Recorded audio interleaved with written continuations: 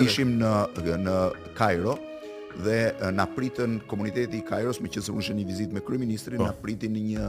udhëtim në anije nëpër Nil, ku ushtruan dhe një darkë. Ata kishin thirrur aty dhe një nga kuzhinierët më të famshëm të Egjiptit, i cili ishte me origjinë nga Korça, babai i cilit kishte pasur një kafene në Korçë. Dhe një moment fillova të flisja me të, natyrisht shqipja e tij ishte shumë e limituar, sepse kishte lindur në Kairo,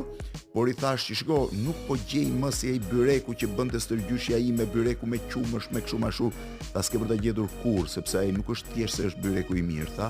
po e bënin duart e gjyshes edhe i kujtimi i saj, kështu që shpeshherë gatimi që bëhet me atë dashurinë e duarve që gatuajnë për një, për që personi e ka parasysh atë të cilit po ja bën ushqimin, nuk krahasohet kurrë me asnjë restorant të globit. Do t'jeni të sigurt.